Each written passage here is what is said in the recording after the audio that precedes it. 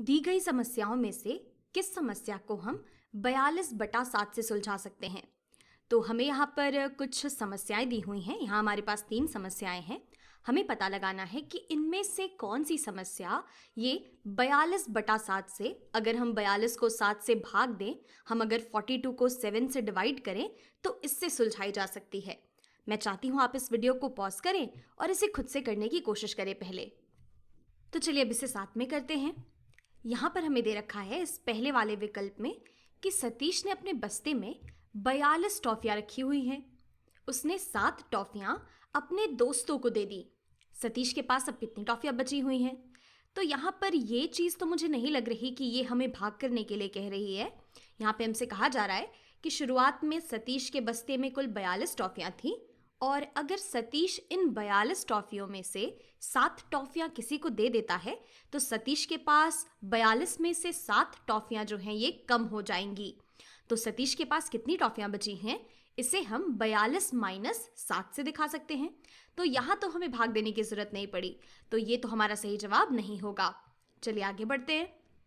तो अब हमसे कहा जा रहा है कि जूली के पास 7 झोले आलू हैं और हर एक झोले में हैं 42 आलू। तो हमें पता करना है कि जूली के पास कुल कितने आलू हैं। तो पहली बात तो ये कि जूली के पास इतने सारे आलू क्यों हैं, ये मुझे जानने में बहुत इंटरेस्ट है, लेकिन खैर इस सवाल की बात करते हैं। मैं जूली से बाद में बात करूंगी इसके बारे में।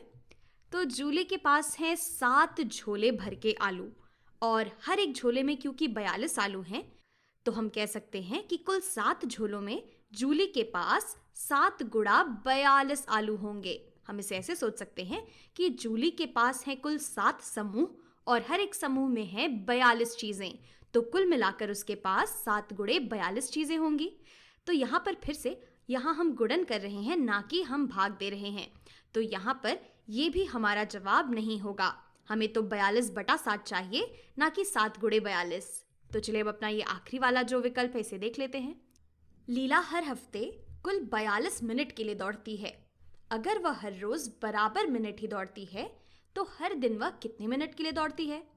तो हमें दे रखा है कि लीला जो है हमारी वो 42 मिनट दौड़ती है पूरे हफ्ते में मिला के, और अगर हर दिन वह बराबर देर के लिए दौड़ती है तो एक दिन में वह कितने मिनट दौड़ती होगी?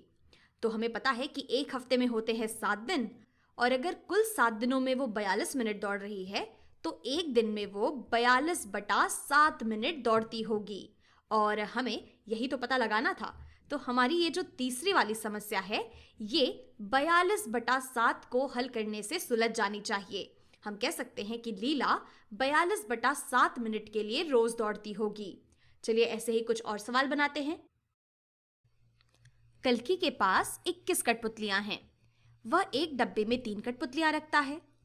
हमें पता लगाना है कि हमारा ये जो व्यंजक है 21/3, अगर हम 21 को 3 से भाग देते हैं तो ये चीज़ हमें क्या दिखाती है। और हमेशा की तरह इस वीडियो को रोकिए और इसे खुद से करने की कोशिश करिए। तो चलिए अब इसे साथ साथ करते हैं। चलिए देखते हैं कि हमें क्या दे रखा है। हमें बताया गया है कि कल्कि के पास कुल 21 कठपुतलियां हैं। तो ये जो 21 है यहाँ पे, ये हमें कुल कठपुतलियों की संख्या दिखाता है। और इसके बाद हमें दे रखा है कि कल्कि अपनी इन कठपुतलियों को डब्बों में रखता है इस तरीके से कि हर एक डब्बे में उसके पास कुल 3 कठपुतलियां आती हैं। आप इसे ऐसे सोच सकते हैं कि कल्कि अपनी कठपुतलियों को 3 कठपुतलियों के समूह में रखता है। तो यहाँ पर ये जो 3 है ये हमें बता रहा है कि कल्कि अपनी कठपुतलियों को 3 के बराबर समूहों में बांट देता है। 3 के बराबर समूह में बांट देता है, या एक डब्बे में वो 3 कठपुतलियां रख देता है। तो अगर हम कुल कठपुतलियों को इस तरीके से समूहों में बांट दें कि हमारे एक समूह में 3 कठपुतलियां आए, तो ऐसा करने पे हमें क्या मिलेगा? यहाँ से हमें पता चल जाएगा कि हमने ऐसे कुल कितने समूह बनाए हैं।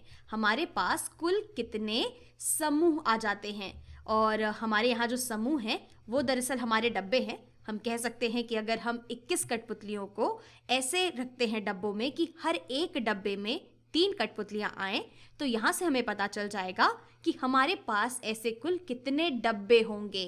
और अगर हम अपने इन विकल्पों को देखें तो ये जो पहला वाला विकल्प है ये हमें यही बता रहा है।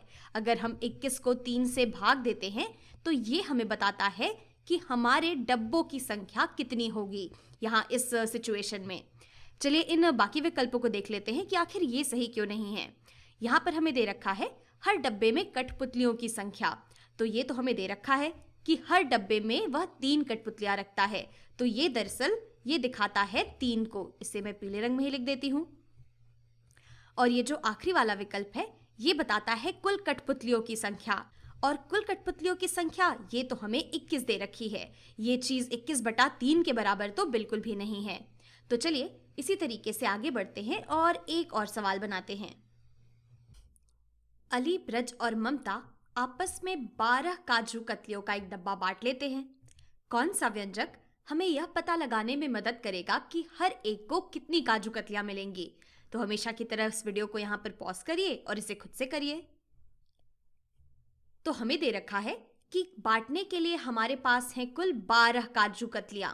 हमें इन 12 काजू कतलियों को अली, ब्रज और ममता में बराबरी से बांटना है। तो हमारे पास कुल 3 लोग हैं बांटने के लिए। यहाँ पर अली, ब्रज और ममता कुल 3 लोग हैं। तो 12 काजू कतलियों को 3 लोग में बराबरी से बांटने के लिए हम 12 का भाग दे देंगे 3 से। तो 12/3 ये हमें बताता है कि हर एक को कुल कितनी काजू कतलियां मिलेंगी। तो यहाँ पर अगर हम अपने विकल्पों को देखें तो ये जो पहला वाला विकल्प है 12/3 ये हमें दे देगा कि अली, ब्रज और ममता हर एक को कितनी काजू कतलियां मिलनी चाहिए। अगर हम अपने इस दूसरे विकल्प को देखें तो हम 3 काजू कतलियां 12 लोगों में थोड़े ना बांट रहे हैं जो हम 3/12 करें, तो ये हमारा गलत हो जाएगा। इसी तरीके से अगर हम इस आखिरी वाले विकल्प को देखें तो यहाँ पर हमारे पास ये जो 12 है इसे हम 2 से भाग दे रहे हैं। तो हमारे पास तो 3 लोग हैं, 2 लोग तो हैं नहीं।